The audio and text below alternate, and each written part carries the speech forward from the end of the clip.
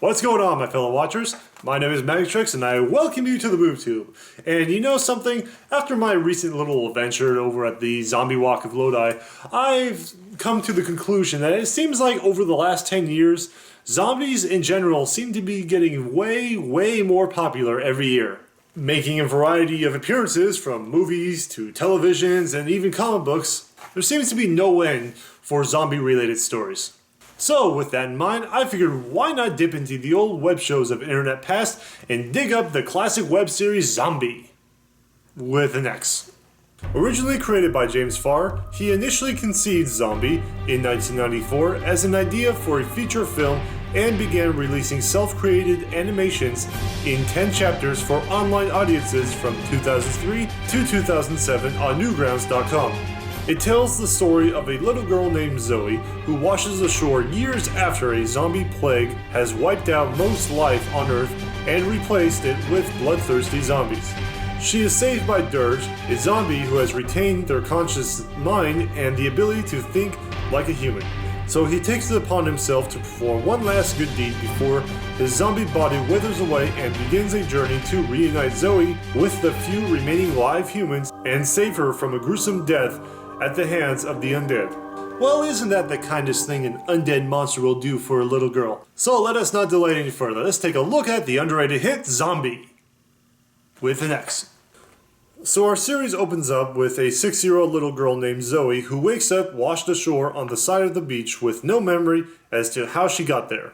After walking across the desolate wasteland for a bit, she realizes that the best course to find help is to go to a cemetery. Hello? Is somebody there? Geez, Zoe, what do you think? And sure enough, Zoe is ambushed by the undead with no one to help her in sight. But wait!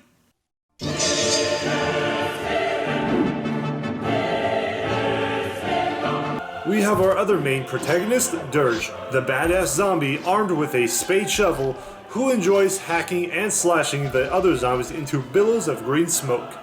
Who are you? How did you get here? And where did you get that adorable little haircut? As expected when you see a walking, talking zombie for the first time, Zoe faints from the overall awesomeness of Dirge and later wakes up in his humble abode. As they make their introductions to one another, the two realize that they have a lot more in common than they think. And by that I also mean Dirge also waking up on the apocalyptic wasteland with no memory prior to his events. So Dirge decides to take Zoe and his stitched up dog Cerebus to the last human settlement on Earth.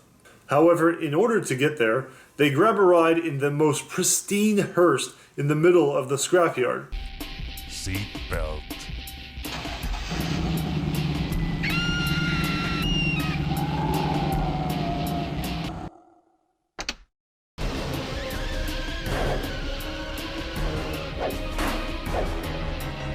Ting ting ting ting ting ting ting ting ting ting ting ting.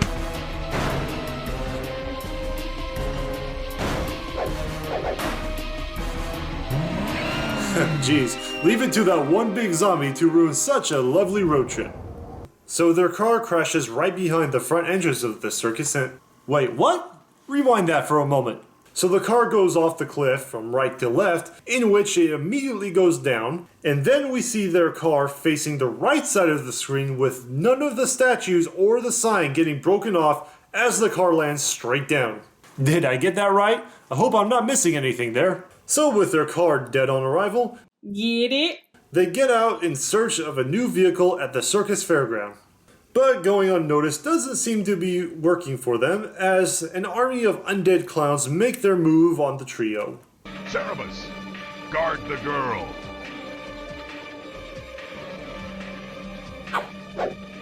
Of course. It had to be a clown. And we get another montage scene where Dirge hacks away at some zombies until the cave troll from Lord of the Rings shows up to deliver the one punch to Dirge, sending him across the circus. But this doesn't stop Zoe, as she devises a clever trap to take down the big ugly bastard. Duh, duh.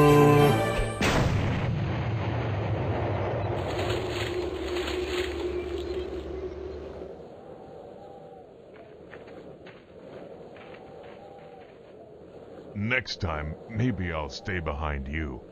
Ha ha! As they leave the circus to move on, a mysterious figure watches from afar as she observes Dirge and Zoe's actions. So we get to learn a little bit more about Dirge as he injects himself with embalming fluid, which I assume is his source of sustenance, and tells Zoe that even though he may not feel anything on the outside, however, the inside is a whole different story. Which explains Dirge's personal mission to help Zoe find a home, I guess. As they make their way into the city, another unknown entity watches Dirge and Zoe as well from the shadows until they walk into a museum to investigate the lights that are still turned on. Only now they come across one pissed off velociraptor who attacks Dirge, Cerebus, and Zoe inside until Dirge manages to get the upper hand by doing the old Chingwit technique and lasso the dinosaur, tossing it into a pile of bones. I'm terribly sorry about that. Millions of years of genetic programming is hard to erase. Really? That's not much of an excuse if you ask me. So this fine piece of undead ass is Nephthys, a reanimated Egyptian mummy, but not from royalty, who was on loan by the British government and woke up when the dead began to rise again. And I have to say, she is by far the hottest mummy I have ever seen since Nefertina from Mummies Alive. Apparently, she and Dirge are what some would call them variants, a small group of the undead that retained their memories as a natural immune system to the necrosis virus, making them talk and think on their own. Nephthys believes someone out there brought these two back from the dead for a reason which is still quite unclear. But this doesn't concern Dirge at the moment as he continues to do his personal mission and take Zoe to the nearest human settlement.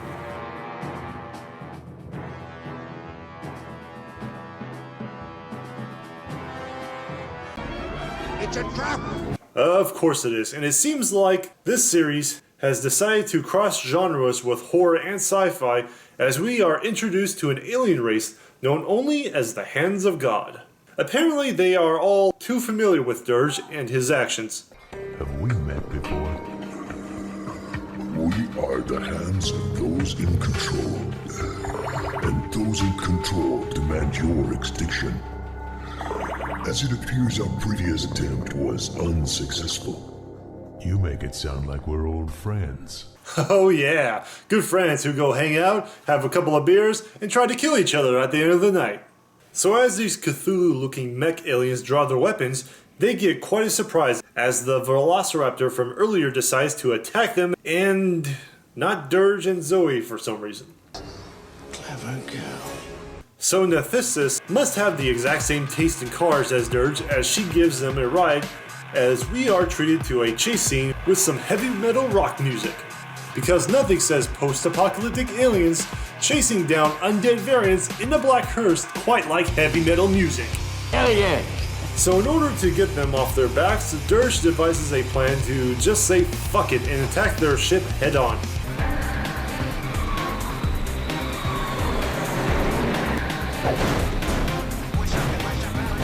Dirge, smash! Dirge, smash!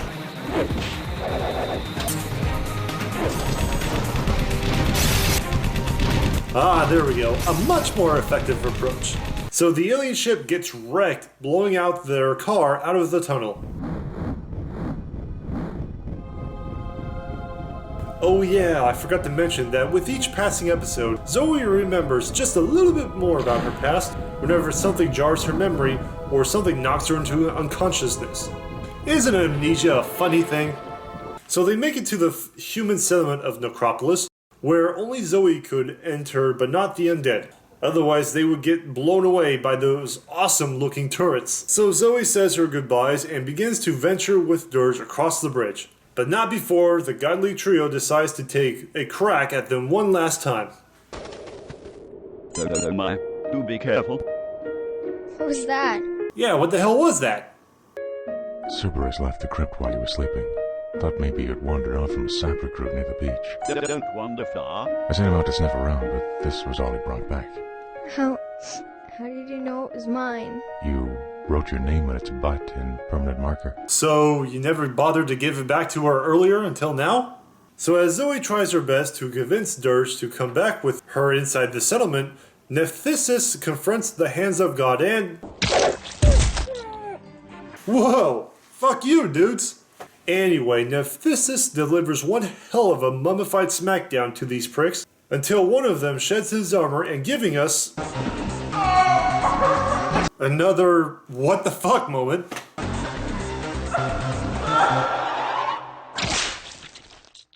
Ooh. What's the matter? You have to go now, okay? Something isn't... Just walk through that little thing there and I'll stay behind to make sure nothing... What the fuck, dude? What? Dude. That was pretty dope, actually. Indeed it is, and now it is Dirge's turn to deliver some payback as he holds off the alien long enough for Zoe to make it into... Whoa, wait a minute, just wait 1 second. How in the hell did she injure her eye between episodes 8 and 9? Anywho, the alien makes a quick attempt to snatch Zoe, but leave it to this show to have another what the fuck moment as she hurls her teddy bear doll and blows up right in front of its face. This, of course, knocks Zoe off the bridge, Dirge swinging in Tarzan style to save her, and using the automated turrets against the alien to kill it once and for all.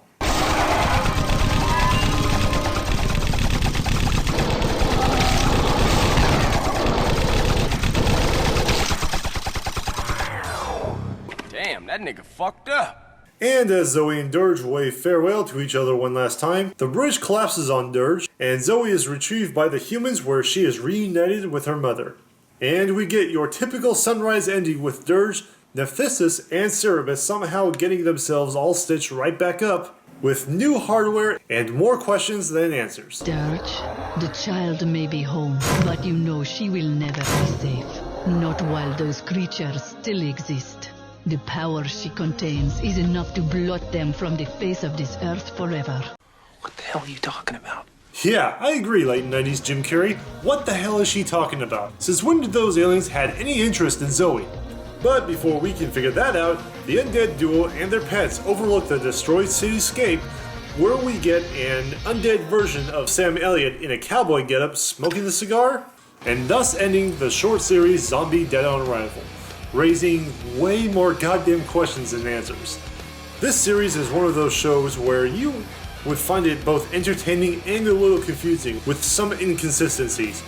Like, why does Nephthys say that the hands of God were interested in Zoe when in fact all these aliens want to do is kill the variants? Who was that cowboy looking zombie? And how in Buddha's name did Zoe injure her eye between episodes 8 and 9? Seriously, I really want to know the answer to that one. But despite my complaints, there are more positives than negatives, like the animation being pretty decent and the fight scenes were really awesome at times. Overall, I would have to say that Zombie Dead on Arrival is without a doubt a solid 3 out of 5. And from what I can gather from the internet, it seems like James Farr is far from over with this series. From what I hear, he intends to make this series into a trilogy of 3 stories, with part 2 that came out in comic book form back in 2007 entitled Zombie Reanimated, published by Devil's Due Publishing, and part 3 Zombie Death Warmed Over, which from what I hear is currently in pre-production, and yet I have not heard of any new activity from their main website since 2012. Which means I will have to settle with their 6-issue comic book series, which I will get into some other time. If you watchers out there want to view this series in its entirety, feel free to click this screen right here, or you can check out their main website at zombified.com. My name is Megatrix, and I will see you guys next time on the BoobTube.